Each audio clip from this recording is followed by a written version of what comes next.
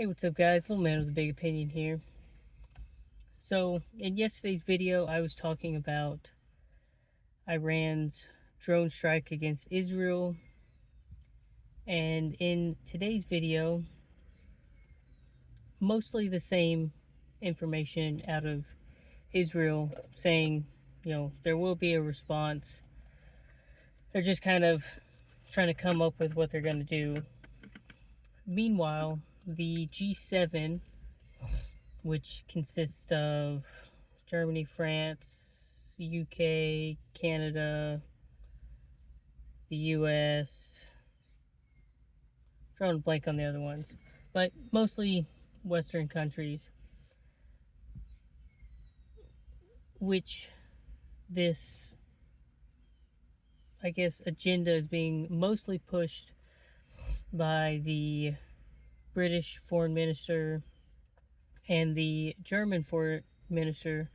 I know Italy's one. They are discussing a round of sanctions for Iran.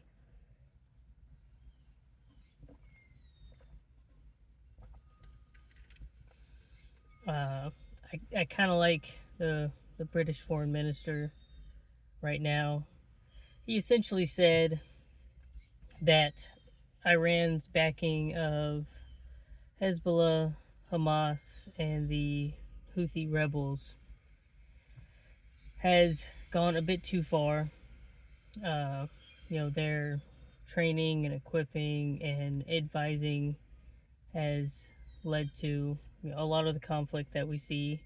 They discussed things going on with the Houthis and the shipping lanes. They discussed Hamas and Israel, and then the different things that Hezbollah is doing. But I'm hesitant to say that their idea of sanctions is really going to have an effect.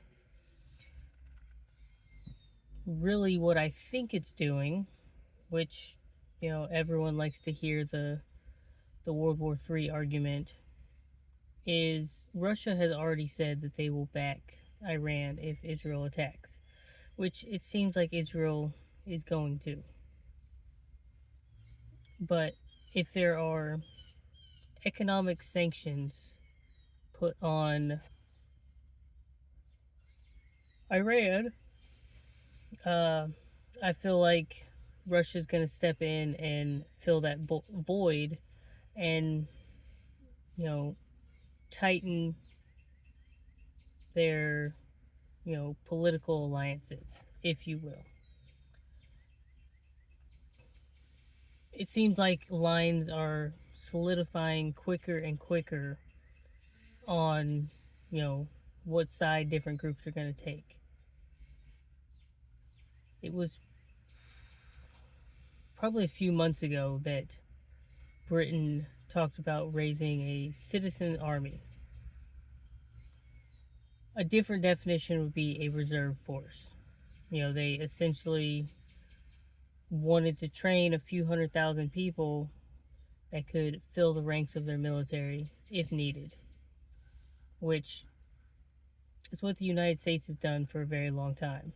Our reserves and National Guard get activated plenty enough and they train enough that they could, be federalized. The last major time they were federalized was Vietnam, but like the Texas 36th Division, it got federalized during World War II and did a bunch of fighting in Italy, most of it being reservists. A lot of these countries are also increasing their military budgets. A good portion of those military budget increases are going into equipment and ammunition to send to Ukraine. But what it is like, I know Germany, Poland, and France are increasing their production capacity. So while the equipment is, not really bolstering their military, they're increasing the infrastructure that they need so that if something were to happen, instead of, I like to reference Hearts of Iron a lot. Instead of producing 10 pieces of artillery a month, they've upped their capacity to produce 15. Or, that's a hypothetical number. Uh, so at some point, they could say, we're going to up it to 20 and we're going to start, stockpiling more of it for ourselves.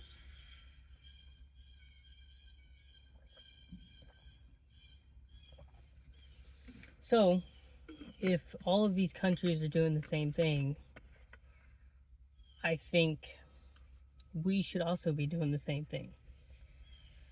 I don't think it's as easy to say I'm going to get the setup to start producing my own ammunition, but at the very least, you could be setting an aside for that rainy day situation. So really, us everyday people, we're not increasing production, we're increasing our spending on stuff, which requires your, regular income from whatever job you have. And if you don't feel like that's enough, you should probably, be doing something else to increase that income. I haven't started doing DoorDash again because I'm fine with just doing plasma, but a good portion of the plasma funds can go into that production. And, it says something about our economy when people have to do a second job or find a second source of income to be able to do this. But being hyper vigilant and seeing everything going on in the news tells me I'm perfectly fine with doing something to increase the funds. Which would lead me to another point. I sit here and make these videos and try to help people out. So it would help me out if you subscribe to the channel. If you do that, maybe this could be a third source of income. We'll see. We're getting dirt today for the garden. We've put cardboard down, we've put leaves down. Most of the plants are still in their starter pots, and we're seeing a lot of green.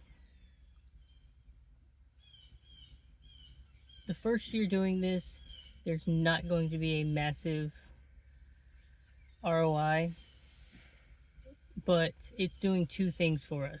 We're getting past our learning curves, and it's something that can become scalable. Right now we have 3 6x4 planter boxes, and from the math, and we also have 2 5-gallon buckets with potatoes in it.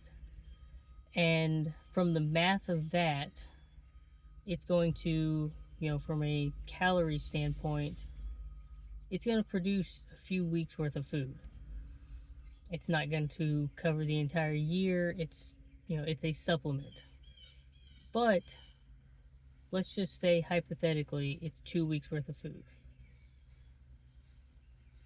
Based off of the square footage we have available to us, we can increase that about 5 times.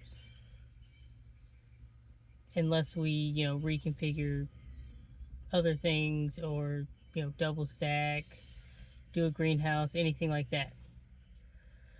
So just the gardening alone, which I don't think we'll 5 times it in the next year, is going to do about 20 weeks worth of supplementing food each year. We'll see how the the drying of the seeds and not having to go buy more seeds next year happens. But I think it's something that everyone can do. You know, our 3 garden boxes cost less than $60. It probably could have been cheaper if we would have taken the time to use a lot of the reclaimed wood that I have. But there's a bit more work in that. So you can also look at this video as a call to action. In most of the South, we're still in early stages of planting. So you can still get something going this year. And as you go further north, some things aren't ready to start planting yet. Others you might be a little bit behind on. But you can start somewhere. You know, even if you're only producing a week's worth of, fruits and vegetables, it is better than producing nothing. I keep mentioning my pear tree. I really need to plant more trees, mostly because, lemon and peach and lime are the ones that start producing the earliest. Apple takes almost the longest to start producing. So we also need to, think about that long-term investment. If something were to happen tomorrow, the pear tree is not producing anything for a few more years. So the sooner you start, the better off you will be in the long run. And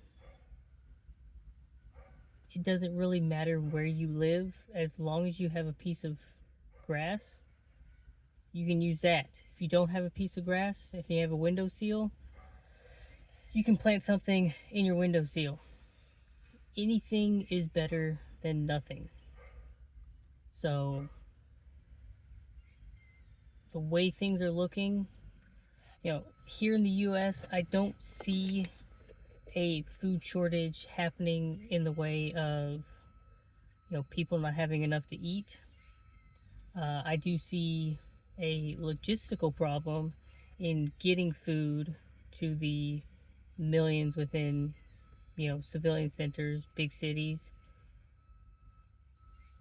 But what I do see happening is a massive increase in the cost of food. The US produces enough food to feed everyone in the US. We export a ton of it. But we also import a lot of other things because it's cheaper to have someone else produce it somewhere else and have it shipped here. And then there's also luxury foods, things that aren't growing in the US right now but grow elsewhere that we have brought in. I remember several weeks ago when strawberries were $1.98 a pound. And they were that cheap because the US was able to produce it, other countries were able to produce it, so there was a massive supply for it. And now they're almost $5 because a lot of foreign places are unable to produce it right now because it's out of season. And it's starting to come into season in the US stronger, but the supply is a lot less. So I don't see massive food shortages to the point where we're starving, but the cost of it is going to be much higher than normal. And that's if, any conflict were to happen. A lot of rationing happened during the last World War. And I don't really think a lot of Americans are prepared for that.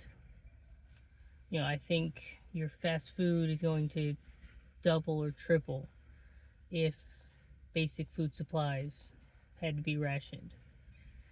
I don't think they're going to hand out ration cards anymore, but the big box stores, we saw during COVID, limiting one package of toilet paper, or I remember baby formula was you could get one per visit. there was rationing on bacon for some reason where I lived, and milk, where you could get 1 gallon at a time, which for the two of us and the baby, 1 gallon lasts us about a week and a half, depending on what we're consuming. But there are definitely other families that, I remember growing up, when we'd go shopping, we'd get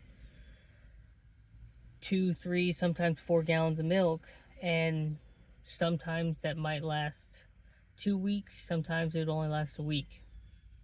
And if families were put in that situation,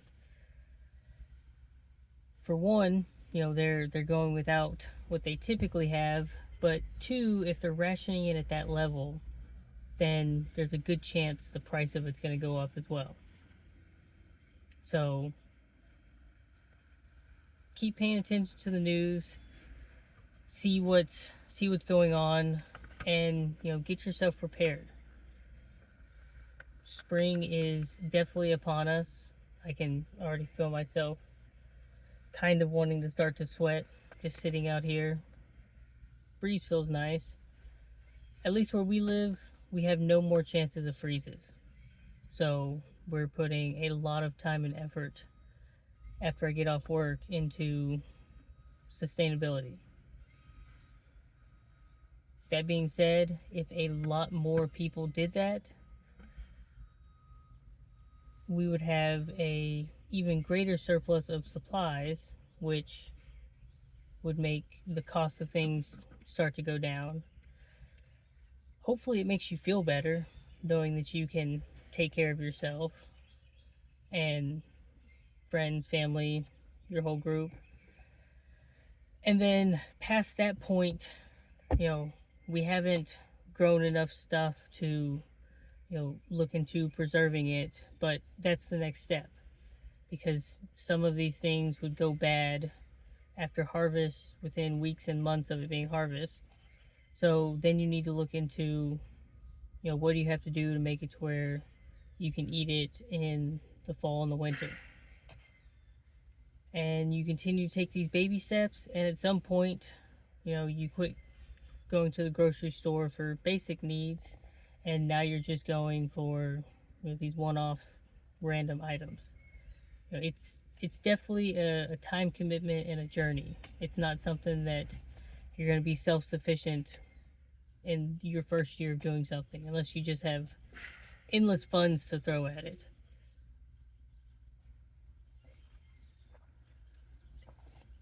But hopefully more and more people start to do this. That way, when the crap hits the fan, there's a lot more people with safety nets, and the falling down on your butt isn't as rough as you think it would be. But I'll say it again: like, subscribe, comment, share the channel with your friends and family. And with that, catch you in the next one.